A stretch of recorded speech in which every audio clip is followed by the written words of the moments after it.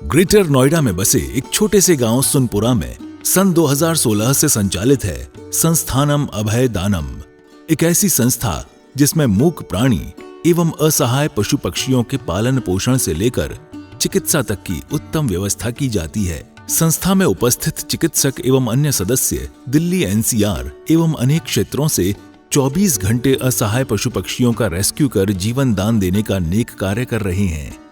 संस्था में ज्ञान दानम गुरुकुल भी चलाया जा रहा है, जहां छोटे बच्चों को लौकिक शिक्षा के साथ जैन धर्म एवं जीवन उपयोगी संस्कार भी दिए जा रहे हैं।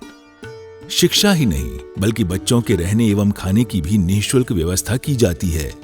इनके साथ ही संस्थान में औषधानम आयुर्वेदिक एवं प्राकृतिक चिकित्सा केंद्र में चिकित्सकों के परामर्श से लोगों का उपचार निःशुल्क किया जाता है। संस्था में हथकरघा एवं हस्तशिल्प प्रशिक्षण केंद्र भी संचालित है, जिसमें युवाओं को विभिन्न कलाओं का निःशुल्क प्रशिक्षण प्रदान किया जा रहा है। सन 2017 में इस परिसर में श्री दिगंबर जैन मंदिर की स्थापना भी की गई, जहां अरिहंतगिरी तमिलनाडु से लाई गई मूलनायक भगवान शांतिनाथ की मनोहारी प्रतिमा लगभग 500 वर्ष प्राचीन है। प्रतिमा इतनी निराली है कि हर कोई इन पर मोहित हो जाता है। मंदिर जी में प्रतिदिन प्रभु का अभिषेक, शांति धारा एवं पूजन होता है। वर्तमान में पशुजन्य दुग्ध पदार्थ क्रूरता मुक्त न होने के कारण यहाँ अभिषेक हेतु वनस्पति जन्य विकल्पों जैसे कि नारियल जल, पुष्प एवं फलों के रसों का प्रयोग किया जाता है। क्षेत्र पर हस्तलिखित पांडुलिपि संग्रहालय, जैन वीगन ऑर्गेनिक भोजनालय, गुरुकुल निर्माण का कार्य निरंतर चल रहा है।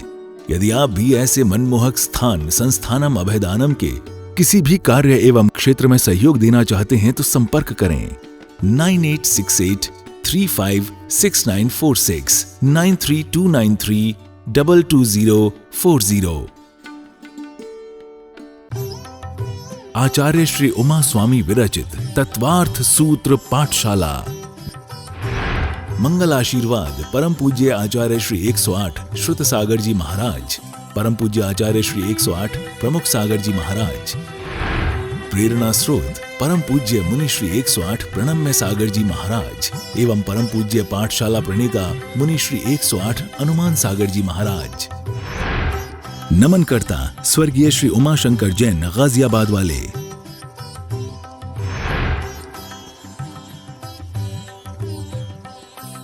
जीव और पुद्गल अलग अलग हैं। जो आत्मा के ऊपर कर्म रूपी पुद्गल जुड़े हुए हैं, उनको धीरे धीरे 8 प्रकार के कर्मों को हमें अलग करते हुए चलना है और अंत में जाकर मात्र शुद्ध आत्मा रह जाती है और मोक्ष प्राप्त हो जाता है। क्या समझ में आया? रूपी द्रव्य समझा दिया। अब फटाफट से हम इसके बारे में भावार्थ लिखेंगे।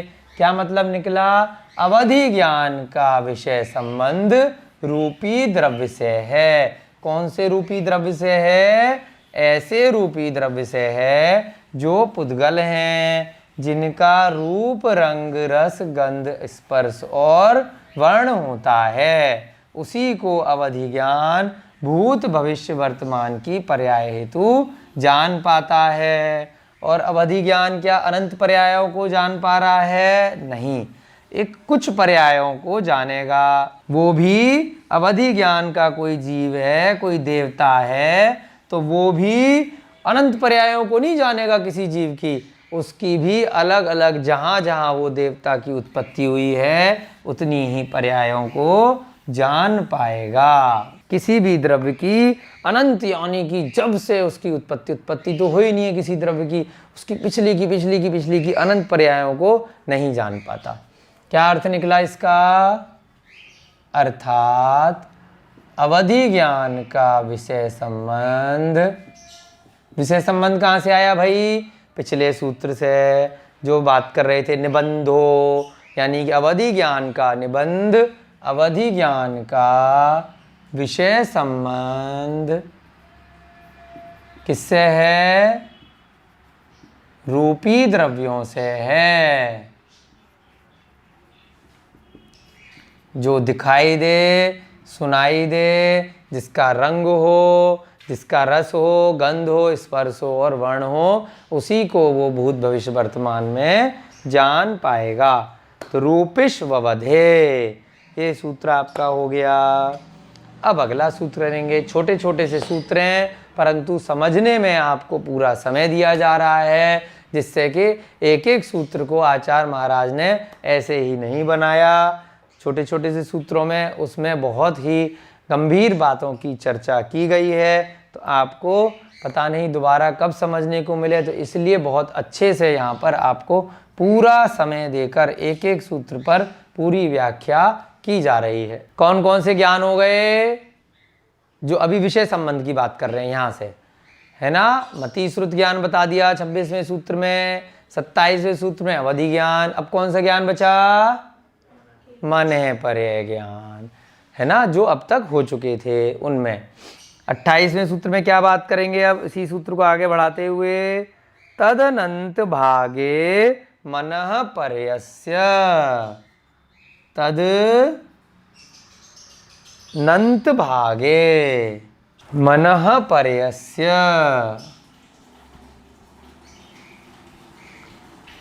बहुत जरा से वर्ड में ही कितना फर्क आ जाता है। जैसे हमने असर्व बताया था ना पिछले सूत्र में, एक अ लगाते ही बात का मतलब पलट गया।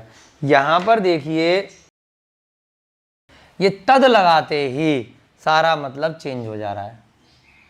तद माने उसका, वह, यानी कि तद माने अभी क्या बताया पिछले सूत्र में? अवधि ज्ञान। अवधि ज्ञान में जितना रूपी द्रव्य को जान पा रहा है उसका, यहां क्या रह गया? तद निकाल लिया तो अनंत। क्या निकला? अनंत। भागे, भाग, हिस्सा, मने पर्याय ज्ञान का, यानी कि मने पर्याय ज्ञान क्या जान पा रहा है? मने पर्याय ज्ञान का विषय संबंध। विषय संबंध कैसे निकाला? 26वें सूत्र से। मने पर्याय ज्ञान का उसका अनंतवां भाग है।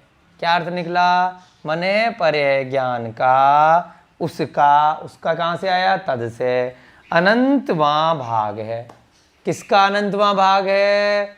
भैया अभी जो पिछला सूत्र कराया था। अवधि ज्ञान जिस रूपी द्रव्य को जान रहा है, व्यापक रूप से जान रहा है, मोटे मोटे तौर से जान पा रहा है, मने पर्याय ज्ञान उसके अनंत ज्ञान तक जा रहा है, यानी कि जो सूक्ष्म रूप से वो किसी के मन की बात को जान पा रहा है। अवधि ज्ञान मन में क्या चल रहा है उसको नहीं जान रहा, भूत भविष्य वर्तमान की पर्याय में वो जान पा रहा है कि उस क्षेत्र में क्या हो रहा है वर्तमान में, जो उसके सामने नहीं है।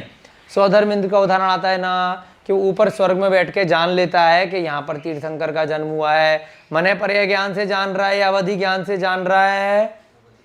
अवधि ज्ञान से। देवताओं को तो मने पर्याय ज्ञान है ही नहीं, वर्तमान की घटना को जान रहा है, लेकिन क्षेत्र की वजह से एक व्यापक रूप में जान रहा है। अब वो ये नहीं जान रहा है कि तीर्थंकर भगवान के या उनके माता पिता के मन में क्या चल रहा है, केवल इस क्षेत्र में यहाँ पर जन्म हुआ है, तो वो फटाफट से उसका विमान हिलता है, फिर वो अपनी सारी सेना लेके देवताओं को लेके आता है। ठीक है, तो अब मने पर्याय ज्ञान, तद क्यों इंपॉर्टेंट है? अगर इस तद को हटा दिया तो क्या बन जाएगा? अनंतवां भाग। मने पर्याय ज्ञान तो अनंत भाग जानता ही नहीं है सभी चीजों का, सभी द्रव्यों का अनंत भाग कौन जानेगा? वो तो केवल ज्ञान जानेगा। तो तद लगाते ही क्या बन गया कि जो पिछले सूत्र में बात करी थी उसका अनंतवां भाग जान रहा है मने पर्याय ज्ञान। तद नहीं लगाएंगे तो कंफ्यूजन हो जाएगा कि किसकी बारे में बात कर रहे हैं। अनंत भाग तो नहीं जान रहा मने पर्याय ज्ञान, किसका अनंतवां जान रहा है? जो अवधि ज्ञान से जो ज्ञान था उसका भी अनंतवां भाग, यानी कि जो हमने विषय संबंध पढ़ा था पिछले सूत्र में, सूक्ष्म रूप से जान पा रहा है। वो कौन सा ज्ञान है? मने पर्याय ज्ञान। अब यहाँ पे तद निकाला तो क्या बन गया? तद माने उसका। फिर एक वर्ड निकाल लिया अनंत भागे, यानी कि अनंतवां भाग। एक संख्या पहले भी शायद आपको बताई थी, एक संख्या, 4 प्रकार से संख्याएं चलती हैं जब हम ग्रंथ पढ़ते हैं। संख्यात, असंख्यात, है ना, उसके बाद अनंत, उसके बाद अनंतानंत। संख्यात मतलब जो हम संख्या गिनती कर सकते हैं मति श्रुत ज्ञान की अपेक्षा से। असंख्यात यानी कि संख्या तो है परंतु हमारी क्षमता नहीं है जिसे हम गिन सकें। और ऐसे ही अनंत है, तो अनंत भी एक है, मतलब संख्या है वो, लेकिन कौन जानेगा? केवली के विषय है, ज्ञान का विषय।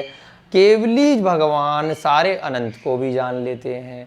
अपन लोग क्या जान सकते हैं? संख्यात को। संख्यात हम नहीं जान सकते, अवधि ज्ञान इत्यादि से जानी जा सकती है। जैसे कहने में आएगा जब आप आगे पढ़ेंगे ना तीसरा अध्याय, कि इस ढाई द्वीप में इतने सारे द्वीप समुद्र हैं, पूरे मध्यलोक में असंख्यात द्वीप समुद्र हैं। यानी कि मध्यलोक की सीमा तो है एक राजू की, परंतु इसका मतलब कहीं ना कहीं अंत तो होगा। बट इतने द्वीप समुद्र हैं कि हम अपने ज्ञान में लिखते चले जाएं, हमें याद नहीं होगा, ना लिख पाएंगे।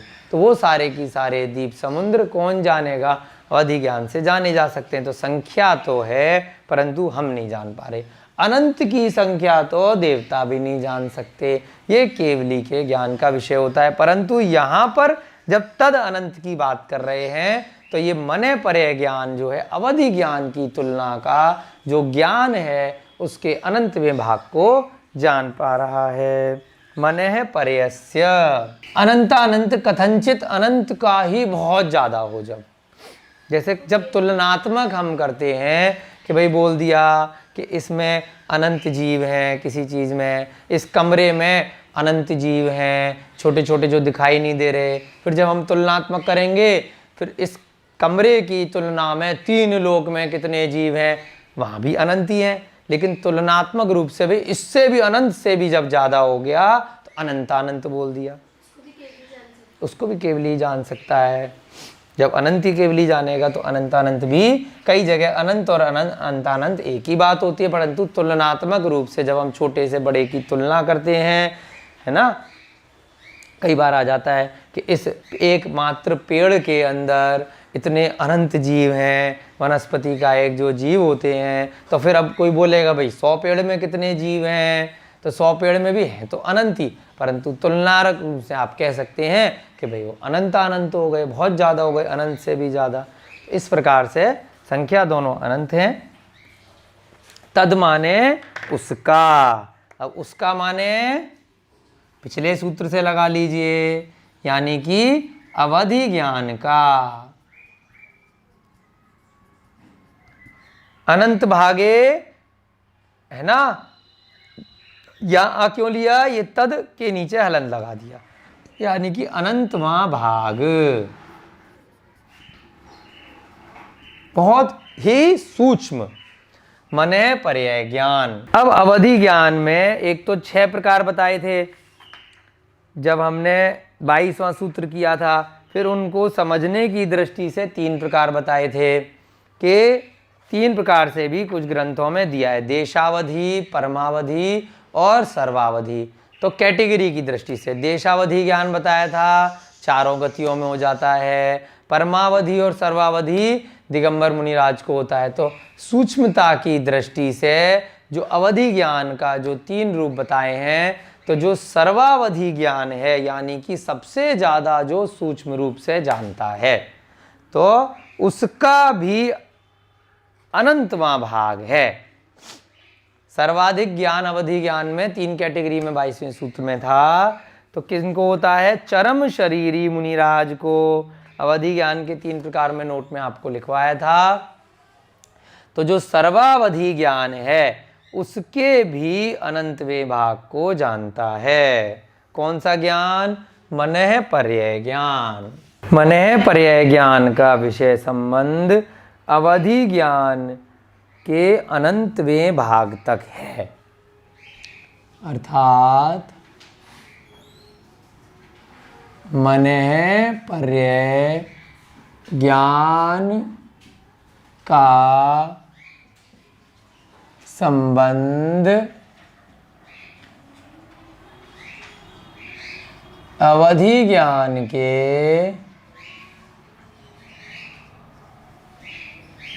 अनंतवें भाग तक है।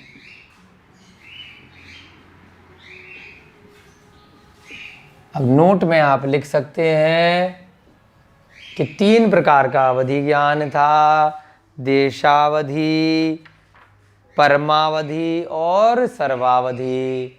उसमें भी जो सबसे ज़्यादा अवधि ज्ञान है वो किस में है? सर्वावधि में। सर्वाधिक ज्ञान, सर्वावधि ज्ञान जिस रूपी द्रव्य को जानता है उसके अनंतवें भाग जितने सूक्ष्म द्रव्य को भी मनः परे ज्ञान जान लेता है। अवधि ज्ञान में सर्वश्रेष्ठ ज्ञान जो है 3 नंबर का देशावधि था पहला, दूसरा परमावधि और तीसरा सर्वावधि ज्ञान। अवधि ज्ञान में सर्वश्रेष्ठ ज्ञान यानी सर्वावधि ज्ञान जितने रूपी द्रव्य को जानता है उसके भी अनंतवें भाग को मनः परे ज्ञान जानता है। सर्वश्रेष्ठ ज्ञान सर्वावधि ज्ञान जितने रूपी द्रव्य को, रूपी द्रव्य कहाँ से लिया? पिछले सूत्र से लिया, उसकी बात को कर रहा है। जितने रूपी द्रव्य को जानता है, आत्मा को नहीं जान रहा है मनः परे ज्ञान भी, खाली मन में। मन क्या है? मन भी पुद्गल ही है। इंद्रियों प्लस मन लिखते हैं, है ना। मन क्या है? वो भी पुद्गल रूप ही होता है। इतने रूपी द्रव्य को जानता है, उसके अनंतवें भाग को मनः परे ज्ञान जानता है। प्राकृतिक वातावरण में स्थित है। यहाँ बहुत सुंदर हसमुख प्रतिमाएं, नेमिनाथ भगवान की, मुनीश्वरत्व भगवान की दर्शन करके मन प्रफुल्लित हो जाता है। यहाँ पे गौशाला चल रही है, पशु पक्षियों के लिए प्राकृतिक वातावरण है और खाने की भी यहाँ उत्तम व्यवस्था है। बहुत ही अच्छा लगा, बार बार आने का मन कर रहा है। तीर्थंकर लेनी आना चाहिए। सभी जैन बंधु यहाँ पधारे और दर्शन करके अपने आप को कृतार्थ माने, धन्य माने। नदी के अंदर से ये प्रतिमा निकली है, ये पूरा मंदिर नदी में से निकला है। आप सभी को यहाँ के दर्शन करने चाहिए और जरूर से आना चाहिए। यहाँ पे गौशाला और हथकरघा का काम भी चलता है और बहुत ही अतिशयकारी प्रतिमा है, बहुत ही सुंदर, जिसको देखते ही मन ऐसा करता है कि बार बार यहाँ मंदिर आए और बार बार दर्शन करें। प्रतिमा इतनी अतिशयकारी है कि दोबारा वापस मंदिर फिर दर्शन करने आए हम लोग। आचार्य श्री उमा स्वामी विरचित तत्वार्थ सूत्र पाठशाला। मंगल आशीर्वाद परम पूज्य आचार्य श्री 108 श्रुत सागर जी महाराज, परम पूज्य आचार्य श्री 108 प्रमुख सागर जी महाराज। प्रेरणा स्रोत परम पूज्य मुनि श्री 108 प्रणम्य सागर जी महाराज एवं परम पूज्य पाठशाला प्रणेता मुनि श्री 108 अनुमान सागर जी महाराज। नमन करता स्वर्गीय श्री उमाशंकर जैन गाजियाबाद वाले। प्रायोजक ज्ञान दानम गुरुकुल।